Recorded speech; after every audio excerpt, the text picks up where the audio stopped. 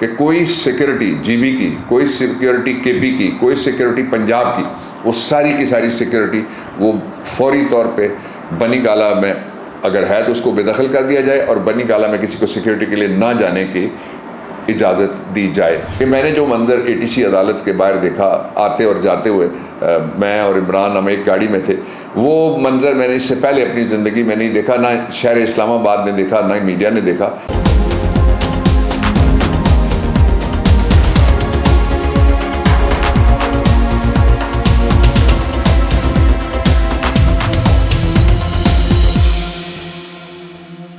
बिस्मिल्लाहिर्रहमानिर्रहीम, अस्सलाम वालेकुम। ये 17 अक्टूबर है, साल है 2020 और जगह है गुजरांवाला का शहर। वहाँ पे एक तकरीर होती है, उस तकरीर की मैं आपको फुटेज दिखाता हूँ। उस तकरीर के बारे में ऑर्डर आता है Pakistan electronic media regulatory authority का। ऑर्डर ये है कि ये मफरूर शख्स है, ये पाकिस्तान के अदालत को मतलूब है, ये कानून से भागा हुआ, ये आउटलॉ है, ये जंप द बेल्स, ये jump the territory of Pakistan, इसलिए उसकी तकरीर को नहीं दिखाया जा सकता। एक और ऑर्डर मेरे पास है इस वक्त, ये भी पैमरा का है।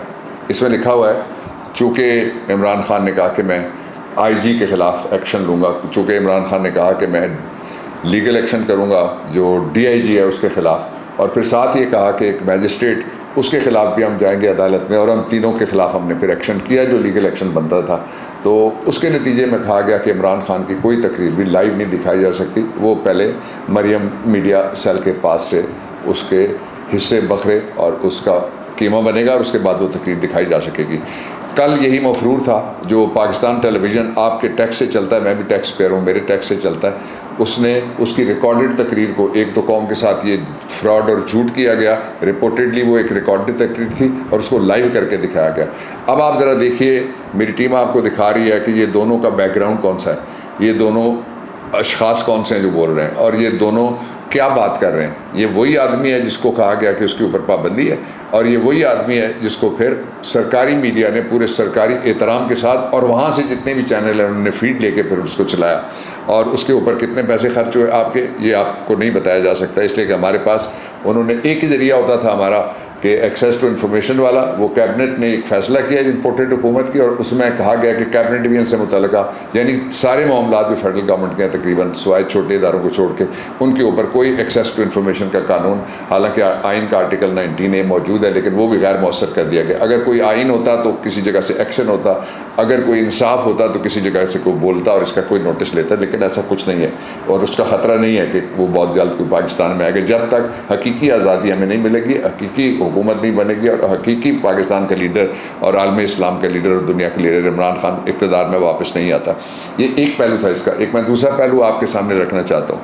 वो पहलू ये है कि जो पड़ोसी मुल्क है अफ़गानिस्तान, उसके डिफेंस मिनिस्टर ने कहा है, हमने पहले कहा हुआ है, आप निकाल के देख लीजिएगा पिछले व्लॉग्स, जिसमें कहा हुआ है कि ये खदशा मौजूद है कि कोई एयर कॉरिडोर दिया गया, उसने इल्ज़ाम लगाया, लेकिन उसका जवाब देने वाला कोई नहीं है। इस वक्त आए बाएँ शाएँ के अलावा जवाब और क्या हो सकता है। और ये ख़तरनाक सूरत हाल ये है कि वहाँ जो कुछ पहले होता रहा पाकिस्तान के अंदर 30-40 साल से 1979 से लेके आगे तक, उसको वापस लाने की बाहर से जो ताकतें कोशिश कर रही हैं, इस वक्त उनके हकीकी ग़ुलाम, उनके हकीकी भिखारी, उनके हकीकी मुलाजिम और उन मुल्कों में पैसे रखने वाले वो बरसर इक़्तिदार हैं। इसलिए पाकिस्तान, उसकी सलामती की पूरी पैराडाइम और पाकिस्तान के बच्चों का मुस्तकबिल उसको ख़तरे में डाला गया। ये एक पहलू था जो मैं आपके सामने रखना चाहता हूँ। इसका दूसरा पहलू है, इसका दूसरा पहलू ये है कि इस वक्त जो सिंध का अपोजिशन लीडर है वो जेल में बंद है, हर रोज़ उसके ख़िलाफ़ एक नया पर्चा होता है। तो क्या पैमरा इजाज़त देगा उस कैदी को जो ज़मीर का कैदी है, या बाकी जो पाकिस्तान के अंदर कैदी हैं, मैं अलीम की बात कर रहा था, पाकिस्तान के अंदर जो कैदी हैं, अगर कोई अपना मौक़िफ़ पेश करना चाहे तो सरकारी टेलीविज़न के ऊपर वो रिकॉर्ड करके मैसेज भेजिए, उसको लाइव करके क्या चलाया जाएगा और फिर उस पूरी कोशिश करके बाकी मीडिया में वो फीड उसकी चलाई जाएगी। ये सवाल है पैमरा से, ये सवाल है पाकिस्तान के हुक्मरानों से, ये सवाल है पाकिस्तान के निज़ाम कानून इंसाफ से। एक दूसरा ये है कि इस वक्त जो शख्स तकरीर कर रहा था वो है कौन? वो पाकिस्तान की अदालत को मतलूब है, वो मफरूर है, वो झूठ बोल के बाहर गया था दवाई लेने के लिए, वापस नहीं आया। ये एक शख्स है बैठा हुआ कहाँ है जिसके बारे में उसको नहीं पता कि ये पैसे कहाँ से उसने लिए थे। वो कभी कहता है उसके अब्बा ने कमाए थे कमर बांध के, कभी कहता है कि उसकी बाइक की इन्वेस्टमेंट थी, और कभी कहता है ये मेरे बच्चों के हैं, बच्चे कहते हैं हमारी बहन के हैं, बहन कहती है हमारी अम्मा के नाम पे थे। और ये जो इम्पोर्टेड इस वक्त क्राइम मिनिस्टर बैठा हुआ है, इसके नाम के ऊपर भी वो रहे हैं। तो इसलिए नाजायज़ कमाई, आपके पैसे चोरी करके जो बनाए गए, उस महल में बैठ के एक मफरूर, अदालती मफरूर को अगर इजाज़त दी गई है तो फिर इस मुल्क के निज़ाम का अल्लाह हाफ़िज़ है कि वो पाकिस्तान में खिताब कर सकता है। दूसरी तरफ इमरान कौन है?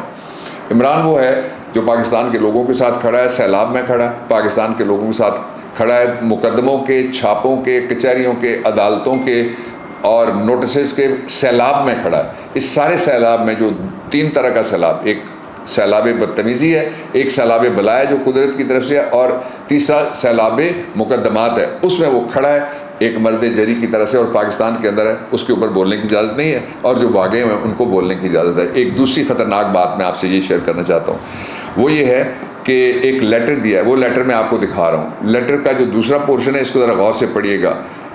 उस लेटर में ये कहा है हुकूमत पाकिस्तान ने कि GB जिसके पास प्रोविंशियल स्टेटस है और वहाँ पे हमारी हुकूमत है, KP जो पाकिस्तान का दूसरा बड़ा इलाका है, जो वेस्ट में हमारा बहुत लंबा जिसका बॉर्डर है और बहुत स्ट्रेटिजिकली बड़ा इंपॉर्टेंट सूबा है हमारा, वहाँ पे हमारी हुकूमत है। तीसरा पंजाब जो आबादी के एतबार से सबसे बड़ा सूबा है मुल्क का, उसके अंदर हमारी हुकूमत है। इस खत में लिखा हुआ है कि कोई सिक्योरिटी GB की, कोई सिक्योरिटी KP की, कोई सिक्योरिटी पंजाब की, वो सारी की सारी सिक्योरिटी वो फौरी तौर पर बनी गाला में अगर है तो उसको बेदखल कर दिया जाए, और बनी गाला में किसी को सिक्योरिटी के लिए ना जाने की इजाज़त दी जाए। तो फिर क्या किया जाए? ये अपने रहम व करम पे रख के इमरान खान की सिक्योरिटी को, पाकिस्तान को ख़तरे में डालना चाहते हैं, और पाकिस्तान के सबसे पॉपुलर लीडर को ख़तरे में डालना चाहते हैं। लोग इस बात के इंतज़ार में भी हैं कि एक तरफ मफरूर को लीडर बना के पोर्ट्रे किया जा रहा है, दूसरी तरफ जो लीडर है उसको अकेला करके उसको शिकार करने की कोशिश किया जाए। ये कामयाब नहीं हो सकता किसी सूरत में। उसकी सबब ये है कि मैंने जो मंज़र ATC अदालत के बाहर देखा आते और जाते हुए, मैं और इमरान हम एक गाड़ी में थे, वो मंज़र मैंने इससे पहले अपनी ज़िंदगी में नहीं देखा, ना शहर इस्लामाबाद में देखा, ना मीडिया ने देखा, कि जिस तरह से लोग और कहने के लिए किसी को कोई ना बुलाया गया ना लाया गया, लोग वहाँ पर जमा हुए थे। मैं तीसरी और आखिरी बात जो कहना चाहता हूँ आपसे, वो ये है कि इस वक्त आपकी शिद्दत से, ये मैं बैरून मुल्क मुकीम पाकिस्तानियों से कह रहा हूँ, उनको शिद्दत से आपकी याद आ रही है। आप पाकिस्तान के, मैं हमेशा आपको सितारे कहता हूँ, रोशन सितारे और कमाल कबूत कहता हूँ, उनको भी आपकी याद आ रही है कि जिनके ज़िम्मे ये काम था कि वो आपको वोट देते, उन्होंने नहीं दिया आपको वोट। आपको इख्तियार में शरीक करने के लिए, इख्तियार में शरीक करने के लिए इमरान खान ने, मैंने असेंबली में खड़े होकर जो कानून बनाया था जिसके ज़रिए से आपको राइट ऑफ वोट पाकिस्तान में मिला था, उसको आते ही इन्होंने ख़त्म कर दिया। आपके पैसे इनको बड़े अच्छे लगते हैं, आपसे वो मदद मांग रहे हैं, मुल्क की मदद ज़रूर कीजिए, लेकिन ये ध्यान करना है हम सब ने कि ये हैं कौन लोग, इनको पहचानना है हमने, और ये भी पहचानना है कि इनकी क्रेडिबिलिटी ज़ीरो नहीं है, -0 है। इन्होंने पहले सैलाब फंड खा लिया था, इन्होंने उससे पहले जो कर्ज उतारो मुल्क संवारो के पैसे खा लिए थे, और इनके पास जितना माल है, एक दिन की इन्होंने मजदूरी कभी नहीं की अपनी 4 नस्लों में, और इनके पास जितना माल है उतना ना क्वीन ऑफ इंग्लैंड के पास है, ना उतना UK के प्राइम मिनिस्टर के पास है, ना उतना मैक्रोन फ्रांस वाला जो उसके पास है, ना इतना दुनिया के किसी दूसरे मुल्क में, अमेरिका के जितने सदर जिंदा हैं उनको भी आप निकाल के देख लीजिए, किसी के पास ये नहीं है। तो ये सारे अशराफिया इस वक्त आंखें बंद की हुई है। तीसरी बात ये है कि अगस्त के महीने में ये पता चल गया था, शुरू में 3 तारीख को पता चल गया था कि सैलाब आ गया है। सैलाब ने 1000 से ज़्यादा लोग, मैं आपको फैक्ट्स एंड फिगर्स ज़रा निकाल के दिखा देता हूँ, just wait for a minute. सबसे पहले मैं आपको बताना चाहता हूँ कि जो सैलाब से तबाही हुई है, उससे 27 अगस्त से लेके थोड़ा सा आगे तक अगर आप आ जाएं तो पाकिस्तान में 1000 से ज़ायद लोग मौत का शिकार हो गए, करोड़ों अफराद बेघर हो गए, करोड़ों। वफाक सूबों से लड़ाई में मसरूफ़ है, और जो सही मानों में किसी जगह इस खुदाई आफत को रोकने के लिए अभी तक कोई संजीदा कोशिश नहीं की गई। दरियाए सिंध सैलाब का पानी जेहलम, चनाब और आबी ज़ख़ीरों में बर वक्त नहीं डाला गया। इरसा इसको डील करता है, और इरसा जो वफाकी हुकूमत के नीचे है ताकि लोगों को बचाया जा सके। ये तीसरी बात थी। चौथी बात यह थी कि सिंध के जितने बड़े ज़मींदार और मिनिस्टर्स हैं, उन सब का सिंध के कच्चे के इलाके पे किसी ज़माने में डाकू वहाँ होते थे, कहते हैं लोग, हमने तो नहीं देखा जाके। तो अब ये जो पक्के वाले डाकू हैं इन्होंने कब्ज़ा कर लिया है, और मिनिस्टरों की ज़मीनें और उनकी केले की फसलों को बचाने के लिए लोगों के घर और बस्तियां और गोठे सारी की सारी उजाड़ दी गई हैं। सैकड़ों नहीं हज़ारों वीडियोस बन रही हैं और लोग ललकार ललकार के पुकार रहे हैं उनको, जो कहते हैं कि हम सबसे बाहरी हैं, कि तुम बाहरी किधर हो, बाहर निकलो और बाहरी ज़रा थोड़ा सा हल्का हो और लोगों के साथ आगे खड़ा हो। जब रेस्पुटिन ब्रांड आखिरी जार था जो रूस का, आपको पता है, वो जो किंग ऑफ इंग्लैंड था उसका रियल कज़न था, और उसकी जितनी अशराफिया थी, बंद कमरों के अंदर जो कैदी थी जिनके आगे पीछे प्रोटोकॉल था, वो सारे कहते थे कि इनकलाब इस अवाम में तो जान ही नहीं है।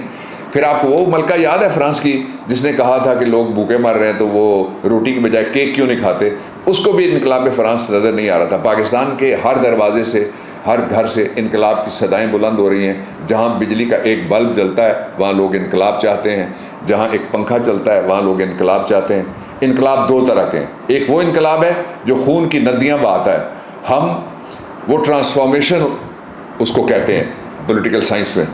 दूसरा है ट्रांजिशन, कि वोट के जरिए से फैसला होने दो, रास्ता छोड़ो, आगे से हटो, पाकिस्तान को फौरी तौर पे इलेक्शन दो।